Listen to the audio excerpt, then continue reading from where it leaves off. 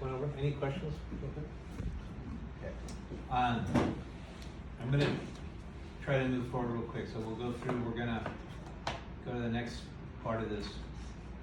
And I know there's a lot of information going through your heads, but you do that every time. You guys like the music? Yeah. Experienced salesperson, and you know what you're selling. You study the products and services you offer in detail. You have a very good conceptual and technical understanding of how your products or services work and why they work, even though you may not have a technical background. And if you get technical questions outside of your expertise, you know where to go to get quick answers. Furthermore, you not only know the strengths and weaknesses of what you're selling versus your competition, but you also understand the implications of your products and services. In other words, you can easily explain how your products and services measurably contribute to a consumer's life, or how they measurably contribute to increasing revenues or decreasing costs of a business.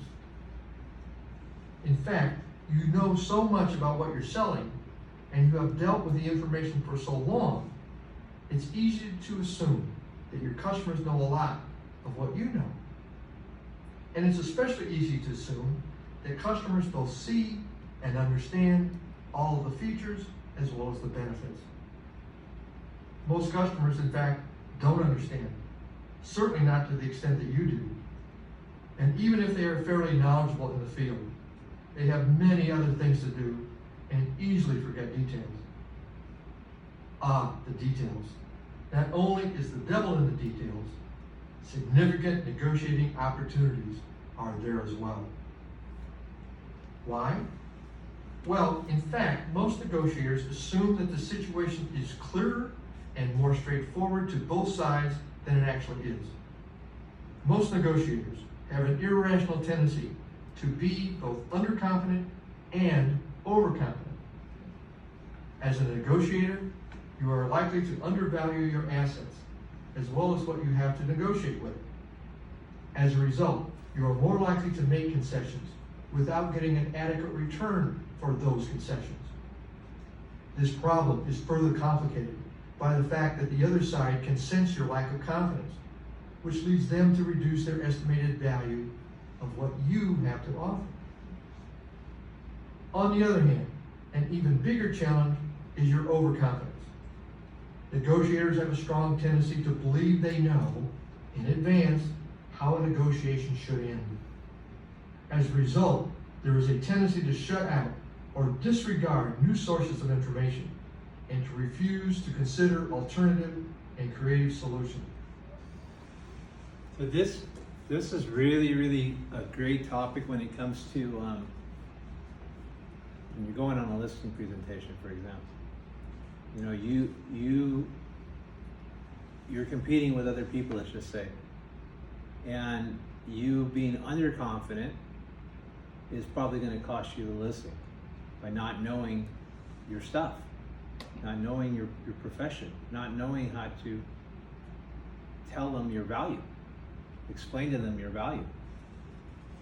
And Bill, like he said, if they perceive you're weak, that means that your services should be less. You don't want that. And then the opposite is if you're arrogant and cocky and you go to a listing presentation against 3 or 4 people, which has happened multiple times with me, that people have gone in and I actually had all the discovery questions. The other guy came in all arrogant and cocky in his farm or her farm, assuming they're going to get it, and totally did not listen to their own client, their prospective client, that is, because they didn't get it. Thinking their arrogance made them think that they would automatically get the listing because it's their farm. But what happened? They didn't listen to why they're moving. They didn't ask. It's not about price always. It's about timing. Maybe it is about price. Who knows? But the lack of discovery, because you're overconfident, is a big problem. The other thing is, you think that you're going to take control of it and drive it the way you want. because you just have done it a million times. While doing that, you're not listening. Your job as an agent is to be a professional listener, not talker.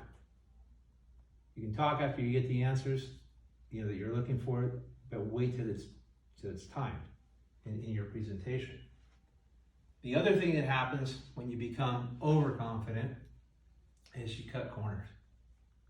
You just think you can wing it, which I do sometimes. I'll go and I go, I'm running late, or let's say I need to prepare, and I say, I'll do it tomorrow. The printer's not working. Whatever, you're freaking out. So my overconfidence in my ability to do it real quick, I can write that up real quick. Not being prepared because I'm overconfident could cost me a listing.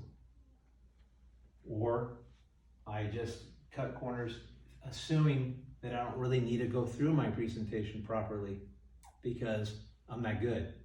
Yet a new person comes in and does his awesome presentation with every little bell and every little presentation, every little shiny penny, like he says, and you're left, that you come there and you got nothing.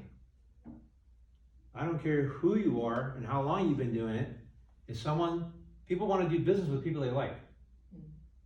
And if there's always someone that's bigger and better, stronger, faster. So don't think that you're that good. I have had multiple times where I've had to go on listening presentations and literally had to pull out every single DVD, CD, whatever, and refresh my skills. Even a few years ago. You're never that good. And it all comes down to asking the proper questions in the proper format to figure out how to do the presentation. We talked about anchors earlier. You're also anchors in your commission. You set a number, that's the number you're going to negotiate. And how are you going to back it up? You have confidence in saying and telling someone why you're worth that? You better be able to. Can I add to that? Yep. So anchors and commission, another tip, always do 6% on the listing agreement. Have it pre-printed, put 6% for total commission. If you're gonna do anything less, that's your starting point. Many agents make the mistake of starting at 5, okay? Because they think that's customary or that's common is 5%. They end up in the 4s. You gotta start at 6, okay? So if you wanna do something for them, you wanna negotiate with them, you wanna work with them, you're starting from the 6 coming down versus 5 coming down. If you end up, and you don't have to go down a full point or a full percentage, you can go down a quarter, right? You do 5 3/4, do 5 1/2. Coached a lot of agents, been doing this for a long time. The second we can get their average commission up just 0.5% to a full percent, they were able to make an extra $90,000 that year. And it all started from their starting point. So as you talk about anchor, start with 6%, okay? Yeah, and there are situations, like for me, being in the business 21 years, I get multiple clients that are my past clients that are just have bought multiple homes with me. And the thing is, when you build a really good past clientele, they become really close friends. So I sometimes feel bad, and I won't put 6% because I don't want to offend them. Because people know what the average is. You need to listen to Brandon and always go for the 6.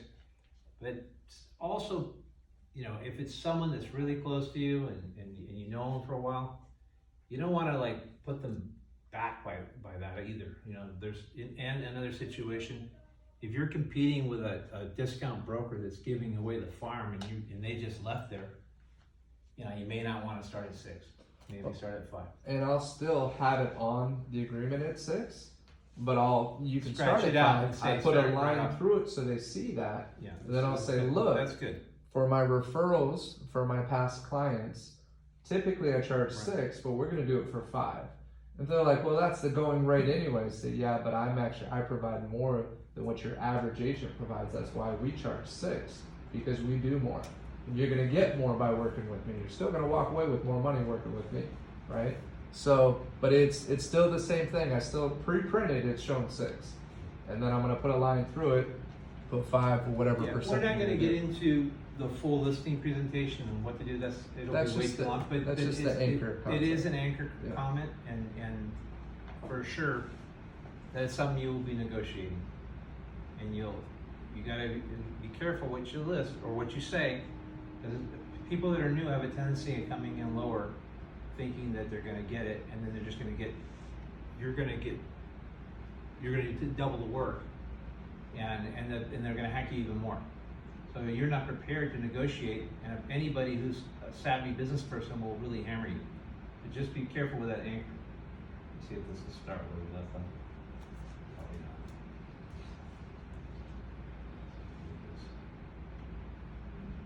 not. I've seen it with certain agents, been doing it for a while, that they were always low on the low side of the commission, and they lost out on more listing opportunities than when they started asking for more. So it's also, when they talk about overconfident or underconfident, that's what it shows as well. Unbundle your price. You're an experienced salesperson, and you know what you're selling. You studied the products and services you offer in detail. You have a very good conceptual and technical understanding of how your products and services work and why they work, even though you may not have a technical background. And if you get technical questions outside of your expertise, you know where to go to get quick answers. Furthermore, I'm gonna stop it. We did enough. This thing, when I see it on the screen, it's this big. when it's hooked up to the TV, so I can't even see what I'm doing, and it just will not replay when you hit start. But I think we have enough on that. I want to go and end the class on some positive stuff. We talked about the everybody's productivity and what they're doing. That's been fantastic. We have some open house opportunities on some of the listings we have, so I would highly recommend you guys do some open houses. Right now, there's going to be, if you can pick up buyers, especially there's a lot of buyers that wanted a home and couldn't get it, and still, or maybe you're looking and they're not informed that they have these discounts that we talked about they're able to buy. So you can pick up a lot of buyers right now in the open house. I want to talk about what your log. Are you guys keeping notes on what it is that you learned? So one thing I'm asking everybody to do is when someone's asking, why should I hire you? You don't know what to say. It's not uncommon that you don't know what your experience is. You don't know what you're learning. Every class we teach, or every day you come into one of our teachings or phone calls or whatever, I want you to write down, and you can do it at home even, for the day, what did you learn? I wanted you to write down detailed notes of what it is that I learned today. Because you're going to go home right now and you're going to go, oh my God, that was boring, long, and you probably won't process half the stuff you just heard. It's not until you get into the business and actually get into a transaction that you're going to you'll go, oh my God, he just talked about that. Happens all the time. Right now, it's like going over your head because you're just overwhelmed. And it's hard to go through these concepts, but when you log it down and you can say, hey, what did you learn? I want you to be able to say, this is what I learned. This is why you should hire me, because I know this. You're building your resume, and you will have the confidence in knowing, you may not know it, but these guys know way more than so many seasoned agents just from coming to these classes. So Juana, why don't you start out? What are things that you put into your presentation? My notes. Yes. So I had last week we were learning about loans, conventional loans, FHA loans, the difference between a jumbo loan. And I know he said so many, so I went home and looked at all my notes, and then put on every loan the difference between them and how much we needed as a down payment or little details like that, because he was going pretty fast during the loans. Okay, do you think it helped by me asking him deeper questions? It did, because before that, there was nothing for me to write. I wasn't You understanding. had no idea what he was No. talking about, right? No. So you need to keep that, that's, again, remember that. You don't want your clients feeling the way you felt. It's really important, and that's something you learn. You learn not to speak to people in your language of real estate when assuming that they know it. They don't. Not everybody does. Okay, what about you, Gary? I learned that a client or somebody may not need to actually go and physically see something such as a characteristic of a property to understand it versus like telling them something such as like, I may tell someone, hey, based on what you told me, I strongly suggest you find a place with 2 bathrooms. You said you're gonna be sharing bathrooms with multiple people, and then you tell them that and they don't, you give them all the reasons, they don't believe you, and then when they finally see it, they go, oh yeah, you were right. Like I really learn, just because I know and told them doesn't mean they know it and understand it. So that is a really important concept, is that when you actually physically see something, and that's why when you do these open houses, a lot of the stuff these guys hear over and over, so I have to repeat it for you guys because you weren't here. But whenever you do an open house, you need to have a property to switch to. And because somebody's gonna come in there and go, I love this home, but I wish it had a pool. But if you just looked at a home and you have one that's on the market that has a pool, you're gonna easily be able to switch them and actually take them that moment to that open house, to that home that's listed, and you're gonna be excited about it. Why? Because you actually physically saw it. If you go through your inventory on the computer, there's no connection, there's no glue. And the same thing with the clients. You send them 5 homes, take a look at these. They're like, but if you physically take them there, they go, wow, oh my God. And they make compromises. Or they'll go, I didn't realize this. And you're also gonna discover what it is that they like and dislike. It's gonna help you. But believe me, when you go and preview these homes, you guys should be looking at least 20 to 25 houses a week. Every week. You need to go look at homes.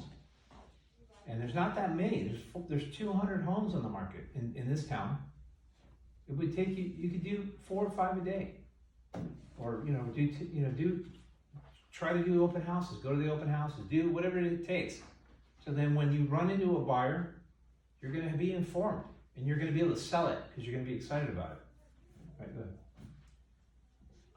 Last week we talked about the shiny penny again, and that was really important because we talked about it a couple of times, but reiterating it, how the shiny penny for a buyer is just the best option at their price point, the best home.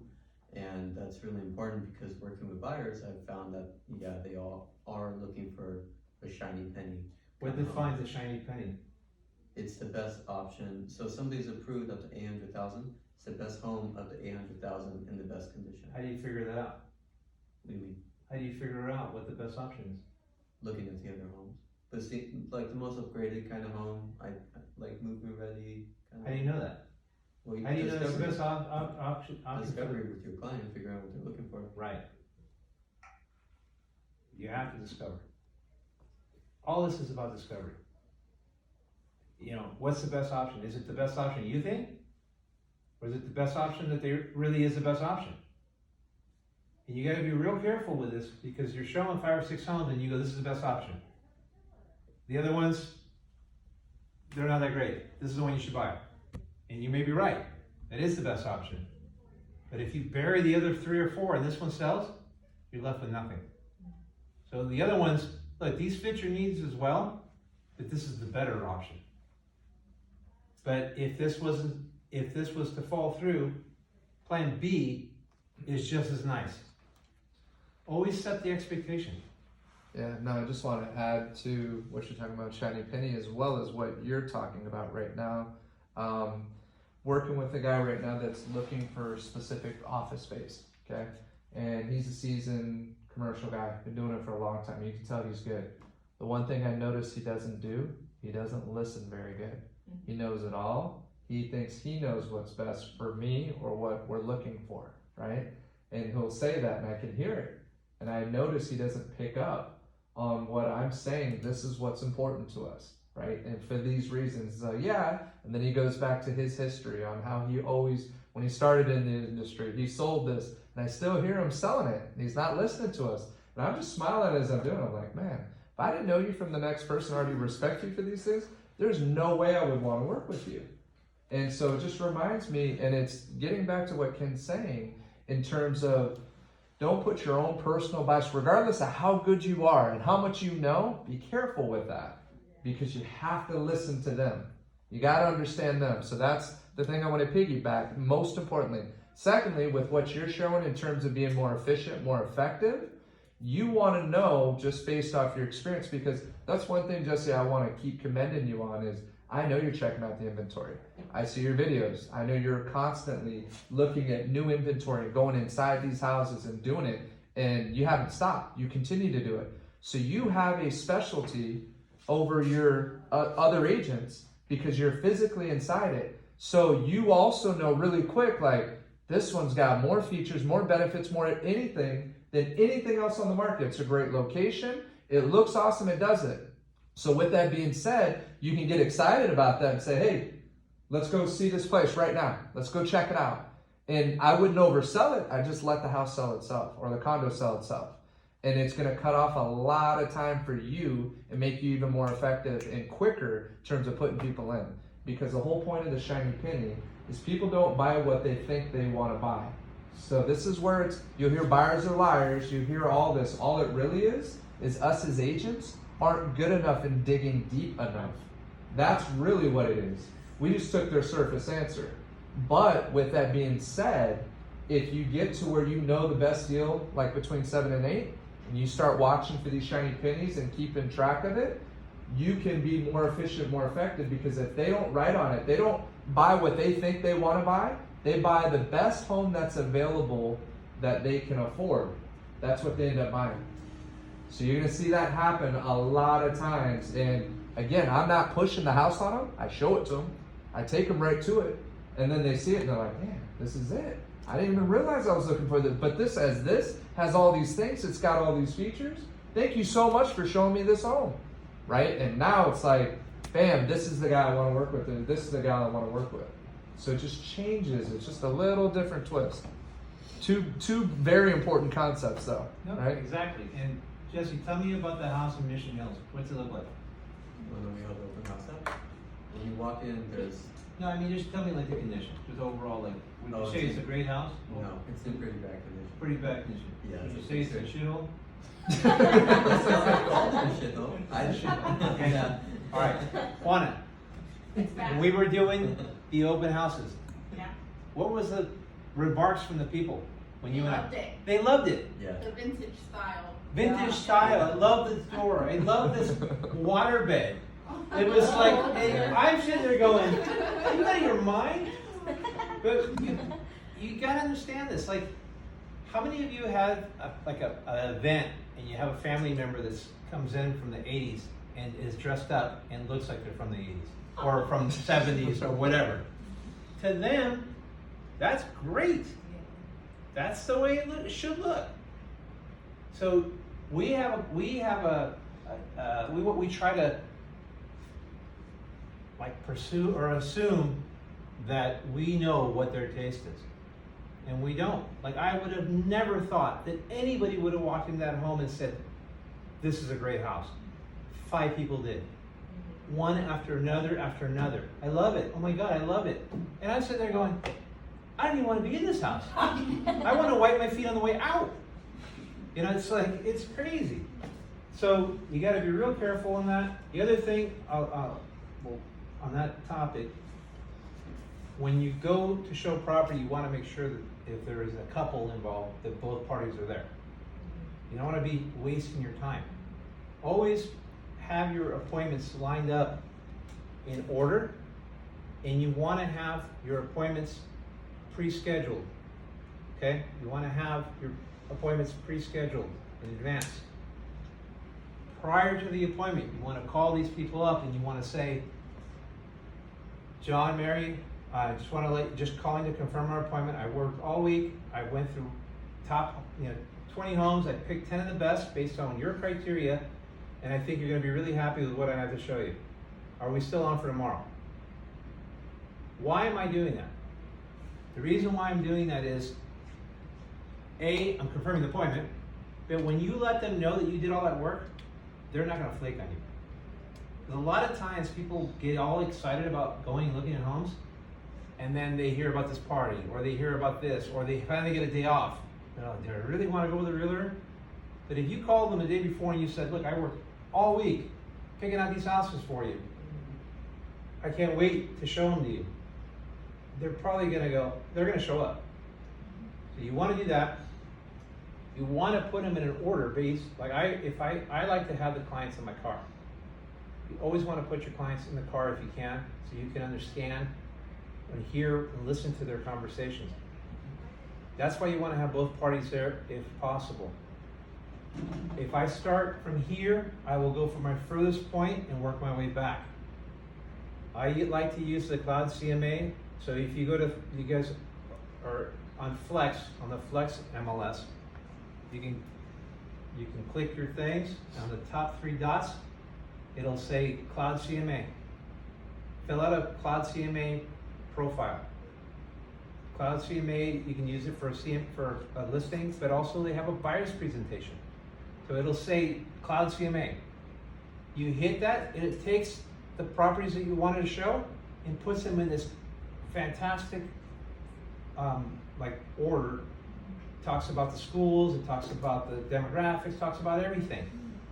And you can take it, once it's listed out, it'll list it out, A, B, C, 3, and it'll be in the order that it won't be in the right order. But you can pull it and put it in the order. So then you print it, they have all the homes now with them, and they'll be able to there's a place where you can make comments, and it looks very professional. And they're gonna think, oh my God, no other realtor is doing this for me. You're giving them something that no one's done. The other thing is, a lot of times people wanna drive back, and now it's all mapped out. And they're not gonna go into another open house later, or maybe stop into another real estate office and ask, hey, how do I get here? You don't wanna lose your clientele. So if you hand them something that's professional, and they have it all sorted out, they're also gonna have the pictures in there. So when they leave, they're gonna go, oh my, like you're gonna leave this meeting going, oh, I don't know what happened. Well, the same thing happens when you're showing 10 properties. They can't remember. But when they're looking through the nice folder you provided, they go, oh, I like this, I didn't like that. Be a professional. Always be a professional. Right. Anything else? Good. I'm just curious if there's any other things for the newer gals in here. Just anything, I guess, from today that you like or would like, or that you have questions on, any specific topic that you can use moving forward. It's a lot of information, Right. but very, very helpful, and the way that it's being explained is very, very helpful as well. Okay. Good. Yeah, I'm not quite to the point where I have any sellers or buyers yet, so it's kind of those things where. Where you're gonna have them this weekend? Yeah. Because you're gonna do an open house. There you go. Are you able to? I want to, but I'm gonna be in San Diego, unfortunately. All right. But I did one on Sunday, and I will do one the following weekend. Okay, I've perfect. been pretty regular with those, yeah. That's good. And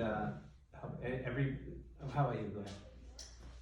No, it was a lot of really good information. I did do the listing presentation last week in Cam with Brandon, so there were some things that were repeated, but I felt like that was good for me because it's starting to kind of like soak in a little bit more. And then of course hearing it from 2 different perspectives was good. But yeah, no questions right now. Cool. Anything in particular that you like other than what you heard from the listing presentation that may have been a different way of hearing it, or kind of a new focal point that you want to learn more about? I mean, my whole point of moving companies was to get more of a handle on my negotiations. So I really thoroughly enjoyed that. Just kind of wanting to be more confident in my listing presentations and then with my buyers too. So even a little thing like the cloud, like I didn't even realize, I've asked other agents before, like, what do you use to sort out? I've gone through like trying to figure it out myself on a map, and I had no idea. Like, No, that's one of the things I remember the very first time I joined Kent to go check some properties out. We had an internet lead come in, we were both working it together, and we hop in his car, and he's showing me kind of his process and that was one of it. He printed all the properties out, had it in a nice bound. Actually, I think you put it in like a C21 nice bound presentation. So it's like a $7 to $8, the cover that you do for a listing presentation. He did it for the buyers, and this was a really high end client that came in. He's like, look, time is important to him.